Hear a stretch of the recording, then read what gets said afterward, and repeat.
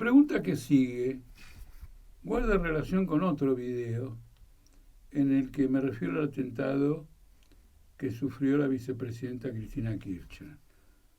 Porque dice lo siguiente, de que yo señalo que la situación de los Estados Unidos es una guerra civil larvada.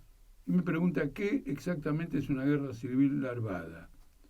Quien lo pregunta dice que vive en Estados Unidos, intuye que hay una guerra civil no declarada, pero no sabe explicarla ni analizarla. Muy interesante. Muy interesante. Bueno, en primer lugar, porque no hay nada que me conforme más que una caracterización política hecha en el otro extremo del continente, en el sur, sea conforme a lo que alguien que vive en Estados Unidos siente que ocurre, ¿no es cierto? Bueno, después está el problema de analizarla, que es siempre un trabajo político que hay que hacer. La situación en Estados Unidos es extremadamente severa, como lo revela la brutalidad policial. Miren, le voy a decir lo siguiente, la policía de Estados Unidos no está equipada con las armas de las policías de los demás países. Está equipada con armas de guerra que Estados Unidos empleó en la guerra contra Irak. Es prácticamente un ejército de ocupación en Estados Unidos muy significativo. Es decir, el que ataca, ocupa y destruye naciones no deja inmune a su propia nación. Por distintos vasos comunicantes, es siempre la misma clase dominante que ejerce una acción colonial de un lado y del otro lado se vale de esa acción colonial, especialmente militarizada, y la usa para reforzar la opresión de su propio país. Esta brutalidad policial ha provocado distintos levantamientos, sistemáticamente. Ese es un país donde la gente produce levantamientos regulares contra la brutalidad policial. El último de ellos, ese que se llamó La vida de los negros importa, fue una rebelión popular en medio de la pandemia, y no de la pandemia en cualquier lugar, sino en Estados Unidos, que batió el récord de contagios y de muertos. Y fue una gigantesca rebelión bajo el gobierno de Trump, contra el debido, o como motivo, como detonante, el asesinato de un trabajador de la seguridad negro. Entonces es un país en rebelión. Además de ser un país en rebelión, durante 4 años fue gobernado por un presidente fascista. Es muy interesante, porque para ser candidato a presidente en Estados Unidos hay que pasar una selección muy severa de la clase dominante. Si la burguesía norteamericana no sabe cómo seleccionar su candidato, está en el... le bajamos el dedo ya. Se terminó. Por lo tanto, es una opción y tiene poderosos sectores que lo apoyan, fuertes, muy significativos. Y le ganó las elecciones a una representante tradicional del Partido Demócrata como Hillary Clinton. Pero la manifestación más impresionante de que esto es una guerra civil fue el golpe de Estado de Trump el 6 de enero del 2001. En Estados Unidos dijo que las elecciones eran un fraude y no querían entregarle el gobierno al actual presidente Biden. Y se montó un ataque al Capitolio cuyo propósito era forzar al vicepresidente llamado Pence a que anule las elecciones. Y si estaba en contra de anularlo, a matarlo. Eso se está judicializando en este momento. Esto no lo hemos nosotros imaginado en una noche de verano. Está judicializado en este momento. El ataque al Capitolio contó con la complicidad de la Policía de Seguridad del Capitolio y de la Policía en general, porque la capital Washington fue asediada. Y contó, por lo menos, con la negligencia del alto mando militar, que estaba perfectamente informado de todo esto. Por eso la investigación que se está llevando adelante acerca de este golpe de Estado sufre una cantidad de inconvenientes muy importantes, porque el establishment norteamericano dice, bueno, muy bien, no podemos permitir que se ponga en riesgo una formación histórica tan importante como la del Estado de Estados Unidos, pero tenemos que ver cuáles son las consecuencias de esto. Ahora, la situación se agravó porque Trump se robó los documentos reservados, confidenciales y secretos del gobierno y se los llevó a su, ¿cómo se llama?, a su chalecito en Miami. Y no los quería devolver. Lo tuvo que secuestrar por orden judicial el FBI. Entonces hay un choque en el aparato del Estado que es la expresión hacia arriba de una polarización que tiende a hacerse cada vez mayor. Otra cosa más que me olvidé de señalar, los diputados que se encontraban en el Congreso, diputados y senadores que se encontraban en el Congreso el día del golpe de Estado, salvaron sus vidas por milagro. Fueron huyendo de un lado a otro, se escondían detrás de puertas, ventanas, etcétera. Y entonces alguien, por Twitter creo que me dice, qué fracaso esa bola de cristal de que hay una guerra civil larvada. Hay una guerra civil larvada, absolutamente. Y esto se manifiesta en el tema del coronavirus, porque el aparato de Trump peleó contra lo que se llama el CDC, que es el organismo que controla la salud, etcétera, para que la inmunidad, para que el combate contra el coronavirus se hiciera con el método de la inmunidad de rebaño.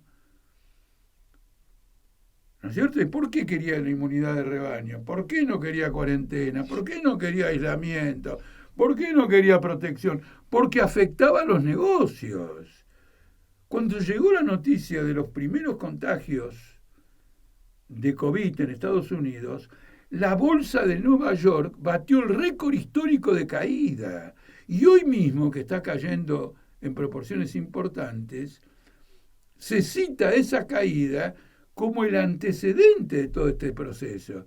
Es decir, que se iba a producir una suerte de interrupción del proceso económico capitalista por las medidas drásticas que había que tomar.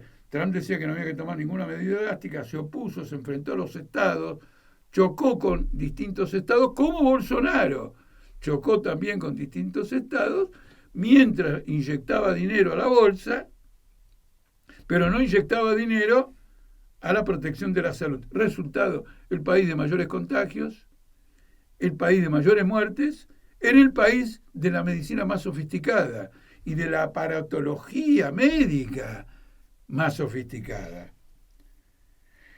Entonces acá tenemos una guerra civil larvada que tiene que ver con el retroceso de Estados Unidos a escala mundial en términos de dominación de los mercados. Es decir, no tiene aquella posición dominante posterior a la Segunda Guerra Mundial que le permitía superbeneficios extraordinarios con los cuales alimentar una política social que desde que terminó la Segunda Guerra hasta la crisis, digamos, de la convertibilidad del dólar en 1971, fue llamado el welfare state, el estado del bienestar. Se terminó. En Estados Unidos, la situación de la clase obrera es tan terrible que la gente se muere por consumo de opio, los opiáceos, que además son producidos por los laboratorios y circulan. El tema de la droga está vinculado al derrumbe del capitalismo y tiene un efecto destructivo absolutamente fenomenal. ¿No es cierto? Es un tema de todos los días. El otro día se encontró acá un cargamento de cocaína especial que no permite, es muy interesante porque te mata con tanta rapidez que la teoría de muchos izquierdistas de que hay que liberar la droga y establecer un sistema de control de daños, es decir, que el sistema sanitario esté en alerta para intervenir cuando a alguien se le fue la mano en el consumo de drogas, no tiene vigencia porque el tipo se muere antes de que llegue la ambulancia.